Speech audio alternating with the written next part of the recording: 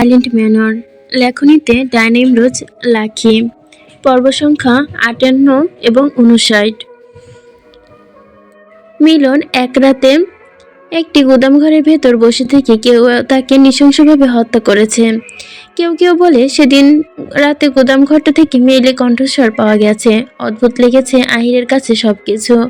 গত কদিন সে the silent manor বইটির জন্য মিলনের হত্যা তদন্ত নিয়ে নজর দিতে পারেনি, আর সাপেক্ষে করতে পারছে না।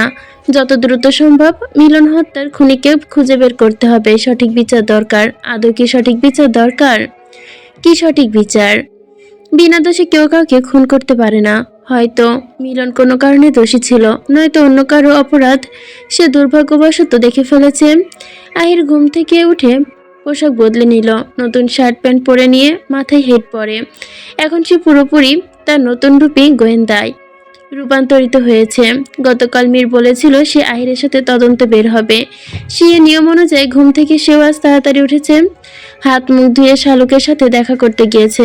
গতকাল থমাস মীরের সাথে ঘুমিয়েছিল। গ্রামে বসে মীর বেলা বাম হয়ে যাচ্ছে অনেক। থমাসের ধারণা উনি মীরকে গতরাতে বকাবকি করেছে। রাতভর এখানে ওইখানে ঘুরে বেড়ানো যাবে না, যা উনি মোটেও পছন্দ করে না। ভয়ে থাকেন তিনি মীরকে নিয়ে। কিসের ভয় তাও জানে না মীর। মীর শালুক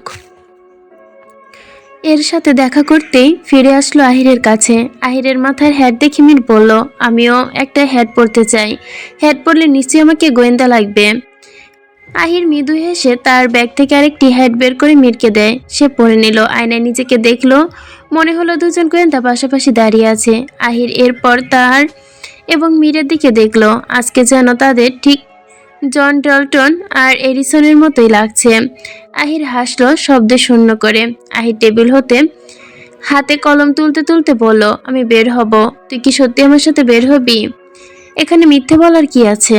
এই টেবিল থেকে হাতে কলম তুলতে তুলতে বলল, খুনির তদন্ত করিনি, আজ করব। দেখবি আমার তদন্তের হাতে লাগবে, সব রহস্য বেরিয়ে আসবে। আহির মীরের কথা রেশ টেনে বলল, বুদ্ধ তদন্তে হাত লাগাবে না। বুদ্ধি, সঠিক বুদ্ধির ব্যবহার করতে হয়, বুঝেছিস? বুঝেছি, এবার চল। তারা দোতলা সিঁড়ি বেয়ে নিচে নামলো। তাদের বাইরে যাওয়ার দৃশ্য দেখলো মায়া। শেফালি তার সাথে দাঁড়ানো। মায়া বলল, আমরা যাব আজকে তাদের সাথে, দেখি কোথায় যায়।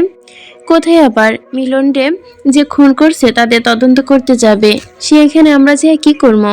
আমরাও তাদের পিছু নিব, দেখব, যোগদান দেব বলে মায়া সবসময় নষ্ট না করে শেফালির হাত ধরে তড়িঘড়ি করে সিঁড়ি বেয়ে নিচে নামলো। বাড়ি ভর্তি অতিথি। আমজাদ এবং শালুকের নজর এড়িয়ে ঘরের বাইরে বেরিয়ে এলো মায়া। লাল রঙের থ্রি পিস এর পাতলা উন্নতি দিয়ে মুখ ঢেকে নিল। আহির ও মীর বাড়ি ছেড়ে বেশ কিছু দূর হেঁটে চলে গেছে। আজ তারা অশ্বগাড়ি কোনোটি নেয়নি সাথে। আহিরের কথা মতো হেঁটে পথে হচ্ছে তারা। আশেপাশে সবাই জিজ্ঞাসাবাদ করবে বলে সেদিন গুদামের পাশে থেকে পাওয়া ছুরিটা আহির সাথে নিয়েছে। ছুরিতে খোদাই করে কিছু শব্দ লেখা, GS রূপোর ছুরি। অক্ষর দুটোর সাথে মনে হয় আহির পরিচিত। যেখানে ছুরি তলোয়ার তৈরি করা হয় সেই খোঁজ করার জন্য সহকর্মী অরুণকে বলা হয়েছে। অরুণ বেশ আত্মবিশ্বাসের সাথে তখন জবাব দিয়েছিল, স্যার আপনি একদম ভাববেন না আমি খোঁজ নিচ্ছি। খোঁজ নিচ্ছিল গত কদিন ধরে। আজ অরুণের সংবাদ পাঠানোর কথা, কল আসেনি। বোধহয় অরুণ নিজেই আসবে। অরুণ যখনই কঠিন কিছু জানতে পারে তখন আনন্দ কে দেখে তৎক্ষণাৎ উন্মাদ হয়ে জাহির করতে সে নিজে চলে আসে জানানোর জন্য। আজকের পথঘাটটা বেশ শূন্য। মানুষের আনাগোনা খুব একটা দেখা যাচ্ছে না। দূরে খেতে কজন কৃষক দেখা যাচ্ছে, হাতে কাঁচি। কিছু পথ পেরিয়ে গেল একটি বিশাল বটগাছ দেখা গেল। গাছটির নিচে বসে ইটের তৈরি লাল রঙের বসার টুল আছে। গাছটি দড়ির একটি দোলনাও ঝুলছে। মীর দোলনা দেখে কিছু বলে উঠতে চাইল, তৎক্ষণাৎ তার মাথায় ছোট পাথরের মতন কিছু একটা পড়ল। সে থমকে দাঁড়ায়। মাথায় তার হাত, ঘাড় পেছনে হেলে ওপরের দিকে চাইল। আহির মাটি থেকে ছোট বস্তুটি তুলল, বলেই পাথরের খণ্ড। গাছ থেকে বড় নয়, পেছন থেকে কেউ মেরেছে বলে পেছন ঘুরল দুজন। তাদের থেকে কয়েক হাত দূরে ছিল শেফালি মায়া। নিজেদের মধ্যে নিজেরা আলাপ করছিল। মীর তাদের দেখে চোখ কুঁচকে তাকায়। আহির বলল, এই হলো কারণ নিশ্চয়ই ওরা ছিঁড়েছে। মীর বলল, তুই সামনে এগো, আমি দেখছি।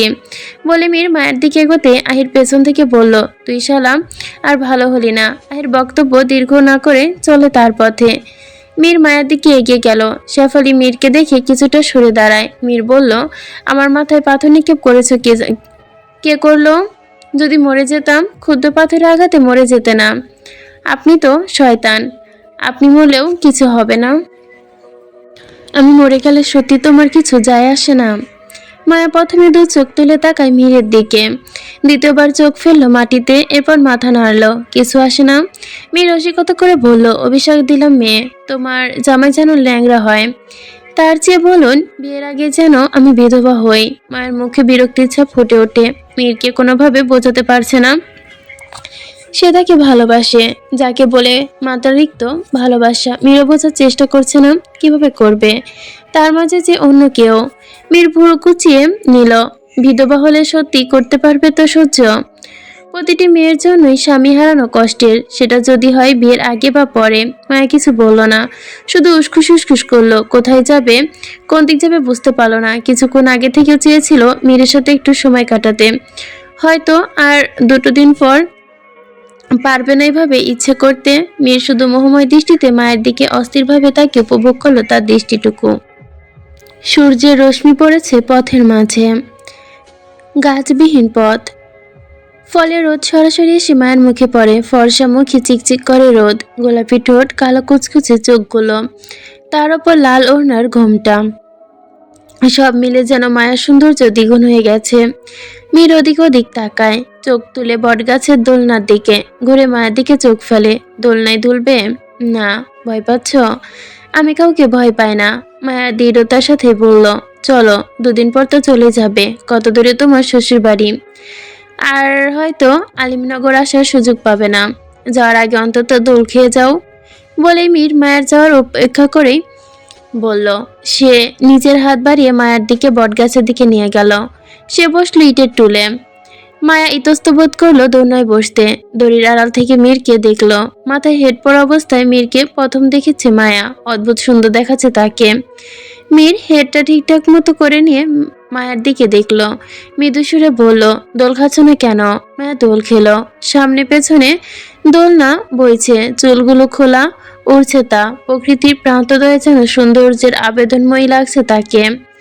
মাথার ওপর আগলে রাখার মতো একটা বট গাছ। এমন দৃশ্য যেন প্রকৃতির মাঝে খুবই কমই দেখা যায়। মীরের ঠোঁটে এক অজানা হাসি।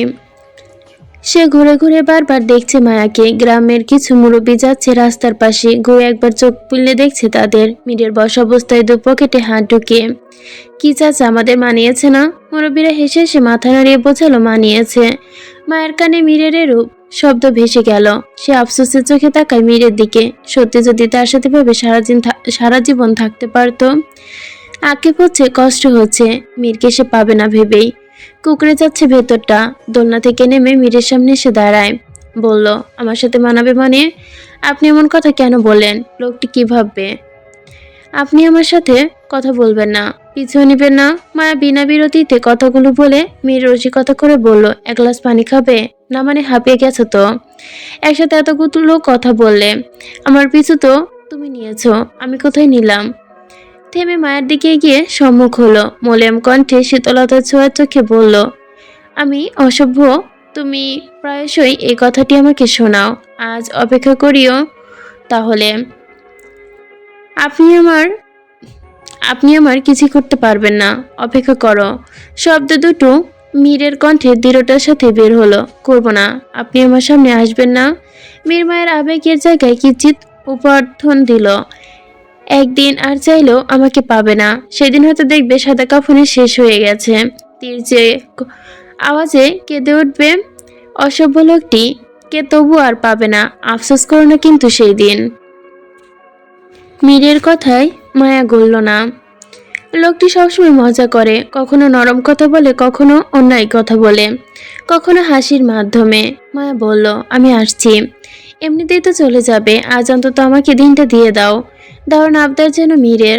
লোক দেখবে, বাবা জানলে বকবেন। রাফিদ ভাইয়েই এই পথে বাড়ি ফিরবে, কেউ দেখবে না, দেখলে চোখ ফুটো করে দিব। আঙ্কেল আত্মীয়দের সাথে ব্যস্ত। রাফিদ কারখানা থেকে ফিরতে ফিরতে সন্ধ্যা। আপনি আহির ভাইয়ের সাথে কোথায় রওনা হলেন? মিলন হত্যা তদন্তের জন্য। গেলেন না কেন? তুমি পেছন থেকে টান দিলে, তাই আমি দৌড়ে আসলাম। অন্য কেউ টান দিলেও দৌড়ে আসতেন? সবার টানে কি আসা যায়? মায়া থেমে গেল, আর কোনো প্রসঙ্গ পাচ্ছে না। কি জিজ্ঞেস করবে মীরকে? খুঁজে পাচ্ছে না। এদিকে তাকাও। শেফালির সাথে চোখে চোখ পড়ল। শেফাল ইশারা করতেই বাড়ির ফেরা তারা। মীর পুনরায় বসে। মায়া শেফালিকে কোনো প্রতিক্রিয়াভাবে জবাব দিল। মীরকে বলল, আপনার সাথে মোহিনীর সম্পর্ক তো অনেক দিন হলো, বিয়ে করছেন কবে? মীর বলল, শীঘ্রই বিয়ে করছি। তাকে খুব ভালোবাসেন? মীর শব্দ করে হাসল, হালকা একটু ঘাড় ঘুরিয়ে তাকায়, অপলক ক্লান্ত চোখে বলল, খুব। প্রথম যেদিন ওকে দেখি, হৃদয় আমার থমকে গেছিল। ওর চাহনি, তেজ, রাগ সবকিছু আমাকে বারংবার মুগ্ধ করে। ভালো লাগেনি মায়ার কথাগুলো। মীরের মুখে মোহিনীর কথা শুনতে কষ্ট হচ্ছে, বুকে কেমন ভার হয়ে আসছে। মনে হচ্ছে ভারী একটা পাথর বুকের ওপর কেউ চেপে রেখেছে। নিজের কর্মের ফল নিজেই ভোগ করছে। কি দরকার ছিল মোহিনীর সম্পর্কে জিজ্ঞেস করার? মায়ার দু চোখ বেয়ে গল জড়িয়ে পড়ে। মীর মায়াকে কাঁদতে দেখে হন্তদন্ত হয়ে উঠে দাঁড়ায়। প্রশ্ন করে, কি হয়েছে তোমার? কাঁদছো কেন? মায়া দ্রুত চোখ মুছে ফেলল। চোখের আড়াল করে মায়ের ঘোমটা টেনে নিয়ে চোখে পোকা ঢুকেছে, জ্বালা করছে। আমি চলি বলে ব্যস্ত পায়ে হাঁটা ধরে বাড়ির পথে রওনা হতে। যেতে যেতে পথে সে থেমে কাঁদলো। মাথার কাপড় পরতেই উড়ন্ত চুলগুলো দুলছে, সাথে টলমল চোখের জল। ইচ্ছে করছে বাড়ি নয়, দূরে কোথাও চলে যেতে, যেখানে কেউ থাকবে না, অন্যের সাথে ঘর বাঁধবে না। না মীরকে দেখবে, না অন্য কাউকে। খুব খুশি, বিয়ে করব শীঘ্রই। মীরের বলা কথাগুলো যেন বড্ড তাড়া দিচ্ছে তাকে। সে ছুটে ছুটে বাড়ি চলে গেল। বাড়ি ভর্তি মানুষের সামনেও সে দৌড়ে ঘরের ভেতর চলে যায়। শালুক রান্নাঘর থেকে দেখলো মায়ার উদ্ভটের মতো দৌড়ে সিঁড়ি বেয়ে ওপরে ওঠা। তিনি খানিক বিস্ময় প্রকাশ করলেন, হাতের কাজ ফেলে ওপরে যাওয়ার জন্য মনস্থির করে। গৌরী দেখলো শালুকের হাব ভাব। সে বসা থেকে উঠল, দাঁড়ালো, বলল, মালকিন আমি যাই মায়ার ঘরে। শালুক প্রথমে 2 সেকেন্ড চুপ থেকে পরে বললেন, যা, তোর সাথে তো মায়ার ভালো সম্পর্ক, দেখ তোর কি হয়েছে।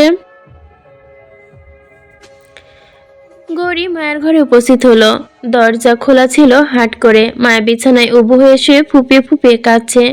গৌরী তার পাশে বসে কিছুক্ষণ মায়ের কান্নার কারণে আন্দাজ করার চেষ্টা করলো। চেষ্টা বৃথা। মায়ের শরীরে হাত রাখলো, প্রশ্ন করলো, কাঁদছিস কেন? কি হয়েছে বলা মায়, কোথায় গিয়েছিলি? মায়ের বুকে ভাসিয়ে কাঁদতে যাচ্ছে, যেন তার কান্না থামার চেষ্টা নেই। গৌরী কিছুটা উচ্চস্বরে এবার ডাকলো মায়াকে। মায়া ধীর স্থির হয়ে উঠে বসে, চোখে ও নাকের ডগা লাল হয়ে গেছে, চুলগুলো এলোমেলো। গৌরী বিছানায় দুপা উঠিয়ে বসলো, মায়ের দিকে তাকিয়ে তার চোখের জল মুছলো। এরপর জিজ্ঞেস করলো, এবার তো বল কি হয়েছে? মায়া কিছু বলল না, নত দৃষ্টিতে বসে রইল। গৌরী দ্বিতীয়বার প্রশ্ন করে, বলল, মীর। মায়া এবার মাথা তুলল, তার অশ্রুসিক্ত নয়নে যেন বলে দিচ্ছে উত্তর। গৌরী মায়ার নীরবতায় জবাব করে বলল, তুই মীরকে ভালোবাসিস? আমি আজ সকালে বুঝতে পেরেছি। আগে আমি অনেকটা আন্দাজ করেছিলাম। তোর মুখে মীরের প্রশংসা শুনেই বুঝেছিলাম কতটা মুগ্ধতা তুই ওই বিলেতির প্রতি। আমি তো কতভাবে তোকে বোঝাতাম, তো হয়তো সরাসরি নয়, তবে ধাপে ধাপে সেও বুঝেছে যদি তার মনে মায়ের জায়গা থাকতো তবে নিশ্চিত সে কিছু বলতো। বিয়েতে তুই রাজি, তাই না? রাজি না, তাই তো? বাবার ভয়ে তার সম্মান রক্ষার্থে রাজি হয়েছি। আমি চাই না আমার জন্য আমার বাবার আত্মসম্মান নষ্ট হোক। গৌরী কোমল স্বরে বলে, তা ঠিক বলেছিস, যা হবার হবে, মানিয়ে নে নিজেকে। নতুন সংসারে পা ফেলে দেখবি সব ভুলে যাবি। যদি নিজের ভালোবাসার মানুষকে অতি সহজে ভুলে যাওয়া যেত, তবে কেউ প্রেম ব্যর্থতায় পাগল হতো না। তাই বলে নিজেকে ঢুকে ঢুকে মারবি? ভাগ্যকে মেনে নে, আর কান্নাকাটি করিস না। মায়া কিছু বলো না। বাইরে থেকে শুধু অতিথিদের কোলাহলের শব্দ ভেসে আসে। পরিবেশটা ক্ষণে ক্ষণে নতুন রূপে রূপান্তরিত হচ্ছে। 9 বছর একটা ছোট্ট বাচ্চা মেয়ে দৌড়ে আসলো মায়ার ঘরে। বেশ হাঁপাচ্ছে মেয়েটা। মায়ের হাতে হাত রেখে বলল, তুই এখানে কেন? বাচ্চা মেয়েটা মায়ের দিকে এগিয়ে, এরপর আলো কণ্ঠে বলে, তোমাকে একজন চিঠি পাঠিয়েছে। কে? মায়া জিজ্ঞেস করে। মেয়েটা মায়ের হাতে চিঠিটা দিয়ে বলে, আদ্রিয়ান ভাইয়া। গৌরী হেসে ওঠে, তোর হবু জামাই হয়তো গায়ে হলুদের পোশাক নিয়ে এসেছে। মায়া আন্দাজ করলো না, আনন্দ হলো না, চিঠিটা খুলে দেখলো না অবধি, দেখতে চাইছে না, তবুও মনটা খসখস করছে। দেখা ওর আগ্রহটুক জন্মালো। এরপর কাপা হাতে বিরক্তি মুখে খুলল চিঠিটা। দুটো চিঠি, একটা ছোট পাতায়, একটি বড় পাতায়। মায়া ছোটটা আগে খুলল, তাতে লেখা, তুমি আমার সেই নেশা মায়া, যে নেশার ঘোর কোনোদিনও কাটবে না। আমি তোমার মায়ায় পুরোপুরি ডুবে গেছি, তার গভীরতা থেকে ওঠা সম্ভব নয়। তুমি আমার জীবনের সেই নারী, যাকে ছুঁয়ে আলোকিত জীবনে পা রাখতে চাই। তুমি আমার জীবনের সেই নারী হও, যাকে ছুঁয়ে যেন আমি শেষ নিঃশ্বাসে বিদায় নিতে পারি। আহির আলিমনগরের তাঁতশালায় সামনে দাঁড়ানো, ঘুরে ফিরে কেন যেন এখানে সে থমকায় সে। আশেপাশে দেখলো দোকানপাটে কিছু মানুষ, বাজারেও তাই। আহির একটা টং দোকানের সামনে এসে বসলো, এক কাপ চা চেয়ে টুলে। সে গুদামঘরের পাশে পাওয়া ছুরিটি দেখল, সূর্যের আলোয় চিকমিক করছে। রোদ পড়া মাত্রই বিদ্যুৎ চমকানোর মতোই আলো উৎপাদন হলো তাতে। পাশে বসে এক মুরব্বী আহিরকে লক্ষ্য করে বলল, রূপোর ছুরি? এটা দিয়ে আপনি কি করবেন? মিলনকে এটা দিয়ে খুন করা হয়েছে, বলল আহির। শুনে লোকটা হতভম্ব, চোখ ছোট করে আওড়ালো, আহত চোখে তাকিয়ে। আপনি নিশ্চিত? আমি আহির অনিশ্চিত হয়ে কথা বলি না। দোকানদার চুপচাপ, পাশে বসে ভদ্রলোক তিনিও চুপচাপ। এ ধরনের ছুরি কে বানাতো বা কারা? দোকানদারের জবাবে সুরে বলে, একজন আসিল ওসমান আহমেদ, উনি আসিলেন কামার, বেশিরভাগ স্বর্ণরূপার ছুরি তলোয়ার বানাইতেন। উনার কামারশালা কোথায়? বাজারের দিকে আসিল, কিন্তু এখন আর বাচ্চা নাই, উনি বহু আগে মারা গেছে। দোকানি থেমে কিছু চিন্তা করে, এরপর আবারও বলে, আসলে ওনাকে কে যেন মাইরা ফালাইছিল, এটা শুনছিলাম। কি বলছেন, সেও খুন হয়েছে? এই পর্যন্ত ছিল পর্ব 58। এখন শুরু করছি পর্ব 59। একটি বিকেল মানে দিনের ক্লান্তির মাঝে একটুখানি প্রশান্তির ছায়া। দুপুরের তীব্র রোদের পর বিকালে সূর্যের আলো ধীরে ধীরে নরম হয়ে আসছে। আকাশে তখন হালকা সোনালি রং ছড়িয়ে পড়েছে, মাঝে মাঝে সাদা মেঘে ভেসে বেড়াচ্ছে। গাছের পাতা পড়া আলোর ছায়ার খেলা চারপাশে আরো যেন জীবন্ত হয়ে উঠেছে। গ্রামে বিকেল হলেই দেখা যায় খোলা মাঠে শিশুদের হাসি খেলা। কেউ ক্রিকেট খেলছে, কেউ বা ঘুড়ি ওড়াচ্ছে। পুকুর পাড়ে কয়েকজন বসে গল্প করছে, আবার কেউ মাছ ধরছে। গাছের ডালে পাখির কিচিরমিচির। আহির বেশ কিছুক্ষণ ধরে রাফিদকে পরখ করতে জানতে চাইল, তার গম্ভীরতার কারণ কি। রাফিদ শহরের কারখানার সমস্যা খুলে বলে। আহির সবটা শুনে রাফিদকে শহরের উদ্দেশ্যে যেতে বলে। রাফিদ নাবোধক উত্তর দিল, সামনে মায়ের বিয়ে, অনেক আয়োজন বাকি, আমজাদ সাহেব একা পারবে না বলে রাফিদ সমস্যার সমাধানের জন্য আরো পিছিয়ে দিল। আহির মাথায় থেকে হেড খুলে হাতে নিল, সেটি ঘুরিয়ে ঘুরিয়ে দেখল। চোখ তার হেডের দিকে থাকলো, ভাবনার চিন্তায় তার মিলন। রাফিদ তার ধ্যান ভাঙতে বলল, কি ভাবছিস? আহিরের চোখে অস্থিরতার সাথে নিয়ে বলল, নতুন করে মিলনের খুনের কথা। আজ কি পেলি? ওসমান আহমেদকে, উনি ছিলেন কামার, খুন হয়েছে উনি। রাফিদ নিশ্চয়তার সাথে বলল, খুন স্বাভাবিক, তার ধরন যেন একজন মানুষ খুন হওয়াটা প্রকৃতির নিয়ম। আহির নিষ্পলক চেয়ে, তুই জানলি কিভাবে? বাড়ি আমাদের গ্রামের ঘটনা আমি জানবো না? ওনার থেকে সবাই দা ছুরি তলোয়ার বানাতো, আমরাও বানাতাম। দেখ, ঐতিহ্য অনুযায়ী আমাদের তলোয়ার রাখতে হয়। এখানে কিন্তু সন্দেহের কিছু নেই। আশ্চর্য, আমি তো কোথাও সন্দেহ করিনি, তুই নিজে থেকে কেটে নিলি। আহির সোজা হয়ে বসলো, এরপর কিঞ্চিত অবাক চোখে তাকিয়ে লক্ষ্য করলো চোখগুলো তার এলোমেলো দেখাচ্ছে। কি ভাবছে রাফেদ? আহির নিজ থেকে বলল, মিলনকে হত্যার এই কামার ওসমান আহমেদের কোনো যোগসূত্র আছে, এইটুকু বলেই থামে সে। এরকম আওড়ালো, রাফিদকে দেখলো। রাফিদ যেন আহিদের কথার কোনো তোয়াক্কা করছে না। আহির রাফিদকে বলল, আচ্ছা ওসমান আহমেদ কবে মারা যায় এবং কিভাবে মারা যায়, কোন জায়গায়? রাফিদ ভেবে জবাব দিল, প্রায় 6 মাস আগে তাকেও ছুরি দিয়ে আঘাত করে মেরেছিল রাতে। আমাদের বাড়ির পথে ফিরতে পাশের যে ক্ষেতটা, ওখানে ওনার লাশ পাওয়া গিয়েছিল। আহির এবার গভীর ভাবনায় ডুব দিল। চেয়ারে হেলে বসে সন্ধ্যার আধার থেকে ভাবনার জটিলতা চায়ের কাপে চুমুক দিল। চা ভালো লাগছে না তার, চিনি কম, পর্যাপ্ত জাল পায়নি জলে, পানসে লাগছে, তবুও সে খাচ্ছে। চায়ের চুমুক দেওয়ার সাথে সাথে চোখ তুলে তাকায়। বারবার রাফিদকে দেখলো, উদাস দেখাচ্ছে তাকে। আহির তার কারণ জানতে আগ্রহী। চা পান করা শেষ করলো আহির। তাৎক্ষণিক তাদের পেছন থেকে একটি গাড়ির হর্ন ভেসে আসলো। আস্ট্রিন A40। অরুণ এসেছে। গাড়ি থামিয়ে ব্যস্ত পায়ে নেমে আসে সে। সালাম দিল, মুখে আলোকিত হাসি। এত হাসির মানে কি? কেস সমাধান করে ফেলেছ? না স্যার, তবে সমস্যার সমাধান এর খুব কাছে। কিভাবে? আহির ভুরু কুঞ্চিত করে জিজ্ঞেস করলো। অরুণ দাঁত কেলিয়ে হেসে বিনা অনুমতিতে আহিরের পাশে চেয়ারে বসে। স্যার, আপনি যে ছুরির কথা বলেছিলেন আর সেখানে যে এস লেখা, আমি এর অর্থ বের করেছি বলে হাসলো অরুণ। কি কারণ? স্যার, যে এস মানে হচ্ছে গোস্ট সোলজার, অর্থাৎ অশরীরী সৈনিক। অরুণের মুখের কথাটি যেন আহিরের কাছে মাথায় হাত দিল। এরপর বলল, তুমি এটা বলতে চাইছো কলকাতা থেকে আলিমনগর চলে এসেছো? আমি ভেবেছি কেস সমাধান। অরুণ হেসে বলে, কেন স্যার, সমাধান হয়নি? গর্ধব এর মতো শোনালো অরুণের প্রশ্ন।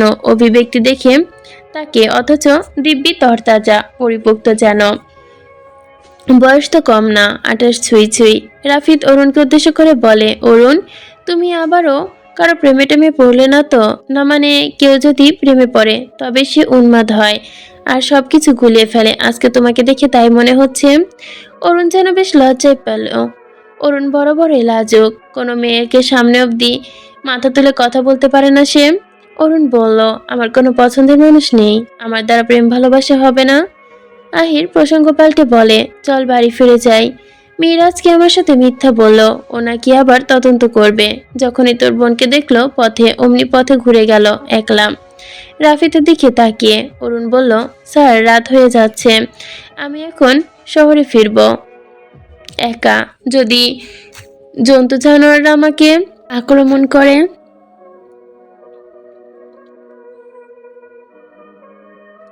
তোমাকে দেখে যদি জন্তুদের খিদে পায় তবে আক্রমণ করতে পারে বলে আহির উঠে গাড়ির দিকে এগোলো। অরুণ হাঁ করে আহিরের দিকে তাকিয়ে রইল। রাফি ঠোঁট চেপে হাসল। মায়া তার ঘরে এক কোণে বসে আছে, কিছুক্ষণ গুনগুন করে গান গাইছিল বেসুরে। তৃষ্ণা আসতে জিজ্ঞেস করেছে, কিছু লাগবে কিনা? মায়া মাথা নেড়ে জবাব দিয়েছে, না। ছোটবেলার কথা ভীষণ মনে পড়ছে তার। মা, বাবা, ভাই, দাদি সবার সাথে কাটানো মুহূর্তগুলো স্মৃতির আঙিনায় যেন অচেনা গন্তব্য ধরে। ঘরের আধকালো অন্ধকারে বসে আছে মায়া। চারপাশে পরিচিত দেওয়ালগুলো আজ যেন বড্ড বেশি আপন মনে হচ্ছে তার। আর তো কয়েকদিন পরে চলে যেতে হবে পরের বাড়ি, পরের ঘর। তার ঠোঁটে বিষণ্ণ এক সুর, গুনগুন করছে আর গান গাইছে। স্মৃতি মিলিয়ে শৈশবে ভেসে উঠছে, কখনো তার চোখের সামনে সিনেমার ফ্রেমের মতো। ভাইটার সাথে তুচ্ছকারণে ঝগড়া করা, আবার বিকালে নাস্তায় ভাগ বসানো, এই ছোট ছোট মুহূর্তগুলো জীবনের শ্রেষ্ঠ সঞ্চয় বলে মনে হচ্ছে তার। বিয়ের পিড়িতে বসা মানেই এক ঘর থেকে অন্য ঘরে যাওয়া। মায়ের কাছে এ নিজের যেন বিশ্ব অর্জনের মতোই লাগছে।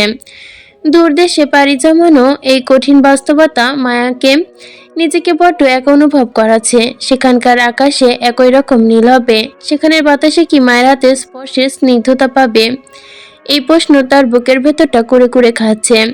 মায়া জানালার বাইরে চাইলো, অন্ধকারের দিকে তাকালো। তার চোখের কোণে জমে থাকা জলটা চুপ করে মুছে নিতে চাইলো, তার আগে টপ করে গড়িয়ে পড়ল। এই জল শুধু বিচ্ছেদের নয়, এ জল প্রিয় সত্তাকে বিসর্জনে। স্মৃতির আলিগড়ের জানালা থেকে শোষ শব্দ করে দমকা হাওয়া আসছে। ভীষণ ভেজা পরিবেশের সাথে যেন মায়ের মনে তীব্রতা স্তব্ধ হয়ে গেছে। মীরকে দায়ী করছে আর ভাবছে, সে তো মীরের মুখ ফুটে ভালোবাসি কথাটা অব্দি বলেনি, বলা উচিত। ভাববে নিজের মনে একা একা প্রশ্ন করে খানিক নিজের মনকে। মায়ের চোখের জল মুছে ফেলে। ঘরের মধ্যে পায়চারি করছে। বালিশের ওপর আদ্রিয়ানের দেওয়া চিঠিটা, এটা পড়ে অন্যদিকে এখনো খুলে দেখেনি। আগ্রহ হয়নি আর মায়ার। ছিঁড়ে ফেলতে চেয়েছিল, তবু আবার কি যেন ভেবে ছিল না। বিয়ের পর লোকটি যদি জিজ্ঞেস করে আমার দেওয়া প্রথম চিঠি কোথায়, ফেলে দিয়েছি। কিন্তু কেন? বিয়ে রাজি ছিলে না বলে? তবু বিয়ে করলে কেন? মায়া তখন কি বলবে? এরকম পরিস্থিতি তৈরি হলে নির্ঘাত তার বাবার মাথা নিচু হবে। দরজায় টোকা পড়ে। মায়া এবার ঘাড় ঘুরিয়ে তাকালো। সময় এখন ঠিক 9টা। এমন সময় শেফালির হাতে খাবার, ডাকছে তাকে। খাবারের কথা শুনতেই মুখটা শুকিয়ে গেল তার আবার। দরজা খুলল টলমল হাতে। ঘরে ঢুকলো তখন মীর। মায়া পথ ছেড়ে দাঁড়ালো, নয়তো তার গায়ে ধাক্কা লাগতো। মীর কাপা হাতে দরজা লাগিয়ে মাথার হেয়ারটা খুলে সেটা মায়ের বিছানায় ছুঁড়ে দেয়। এরপর ঘাড় ঘুরিয়ে তাকায় তার দিকে ক্ষুধার্ত বাঘের ন্যায় তীক্ষ্ণ চোখে। মায়া বলল, আপনি মদ খেয়েছেন? মীর মায়াকে দেওয়ালে ঠেলে তার সম্মুখে ঘনিষ্ঠ হয়ে দাঁড়িয়ে, একটু খেয়েছি, পুরোপুরি নেশা জড়াতে পারেনি আমায়। মায়া মুখ সরিয়ে নিল, বলল, আপনার শরীর থেকে বাজে গন্ধ আসছে, সরে দাঁড়ান। দেখুন, লোকে দেখলে বলবো মায়া আমাকে রাতে ওর ঘরে ডেকেছে। আমি একা এসেছি নাকি? ছি, আপনি আমার নামে মিথ্যা অপবাদ করবেন? এখনই চলে যান দয়া করে, কেউ এসে পড়বে। রাতে খাওয়ার সময় হয়েছে, মা হয়তো ডাকতে আসবে। মীর কান্ত কণ্ঠে বলল, আসুক, দোষ তো তোমার। তুমি আমাকে অযথা অসভ্য বলেছ, তাই তো আমি অসভ্যতা কত প্রকার দেখাতে এসেছি। মায়া মীরকে সরিয়ে খাটের একপাশে গিয়ে দাঁড়ালো। এরপর বিনীত কণ্ঠে বলল, তখন আমি আপনাকে রাগের মাথায় বলেছি, তাই এখন আপনি সত্যি সত্যি সব ভণ্ডামি করতে আসবেন নাকি? মীর মাথা ঝাঁকিয়ে দ্রুত মায়ের দিকে ছুটে যায়। তার সামনে গিয়ে থমকে দাঁড়ায়। আবার বেয়াদব বললে, তুমি মেয়ে যথেষ্ট বাজে। আপনি মেয়েদের পেছনে ঘোরা বাঘ, শুধু অসহায় মেয়েদের শিকার করতে চান। মীর কটকট কথায় তাকায় মায়ার দিকে, চোখ দুটো বড় করে যেন লাল হয়ে গেছে। এক বিন্দু বিন্দু ঘামের সাথে মীর এই রূপ সত্যি পাল্টে দিয়েছে। ধরে নেওয়া যায় তুমি আমার শিকার। আজ তোমাকে শিকার করব। ভালো হবে না বলে দিলাম, আমি কিন্তু চেঁচাবো। চলে যান দয়া করে। যেতে আসেনি মায়াবতী, আজকাল থেকে তোমার বিয়ের নিয়ম নীতি শুরু। হাতে মেহেন্দি, গায়ে হলুদ, এরপর শেষ বিদায়। তার চেয়ে আমি শেষ বিদায় নিই। আমার সহ্য হচ্ছে না আপনাকে, চলে যান এখান থেকে। মীর একটু বিরক্তি নিয়ে বলে, সেই কখন থেকে মাছের মতো ভন ভন করছো, চলে যান চলে যান। শোনো, আমি যেখানে যাই নিজের ইচ্ছে, আবার ফিরে আসি নিজের ইচ্ছে, অন্যের নিয়ম মানি না। মায়া কিছু বলে না, নির্বাক সে। একাকী তাকিয়ে। মীরের সাথে ভালো লাগছে, ভেতরে আনন্দ হচ্ছে মীরের সাথে দেখা হয়ে। মিষ্টি কথা, একটু ঝগড়া। মীরের মাথায় চক্কর দিল, চোখের সামনে ঝাপসাতে শুরু করলো। বুলবুলকে টাকা দিয়ে সন্ধ্যা থেকে মদ আনিয়েছিল। একদম একটা দোকানে মদ বিক্রি করা হয় এখানে। ও তখন এনে দিয়েছিল, দুজন মিলে খেয়েছে। মীর কখনো খায়নি, আজ খেয়েছে, শরীর খারাপ লাগছে, তবু নিজেকে সামলে নিয়েছে সে। মীরের কথাটা কেমন যেন শোনালো। অসন্তুষ্ট মায়া হলো, তবু প্রকাশ করলো না। কেন জবাব না দিয়ে বিছানায় বসলো। মীরের চোখের সামনে পুরোপুরি সব ঝাপসা হয়ে আসে। মায়ের পেছনে মীরের হেড। মীর মায়ের ওপর থেকে ঝুঁকে বলিষ্ঠ হাতে মায়ের ভয়ে কুকিয়ে ওঠে। আরে, আপনি এমন করবেন না। মীর হ্যাট নিতে সোজা মায়ের শরীরের ওপর পুনরায় ঝাঁপিয়ে পড়ে। শোনো মেয়ে, আমি তোমার মতো মেয়েদের শরীরের প্রতি আকর্ষিত নই। আমি মীর চরিত্রহীন লম্পটও নই। আমার চরিত্র অপবিত্র নয়। তাহলে আপনি চলে যান এক্ষুনি। এবারে সবাই সংস্কার মানে। আপনাকে আমার ঘরে দেখলে কেলেঙ্কারি হবে। মীর কিছু বলতে চাইল, কিন্তু তার কণ্ঠনালী যেন বিছানায় ঢলে গেছে সে। নেশা তখন পুরোপুরি ধরলেও এখন পুরোপুরি জড়িয়ে নিয়েছে মীরের নিথর দেহে।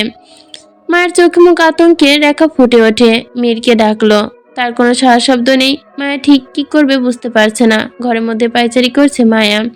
কেউ চলে আসলে তার কি হবে? হয়তো তার দাদি, নয়তো শেফালি। শালুক আজকাল ঘন ঘন মায়ের ঘরে আসে।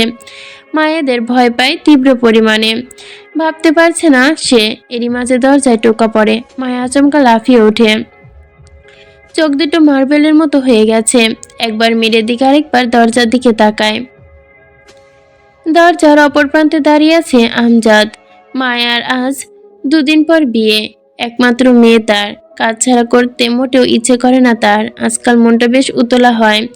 সন্ধ্যা থেকে মায়ের কথা ভেবেছিলেন, ছোটবেলার দৃশ্যগুলো কল্পনায় রেখেছিলেন।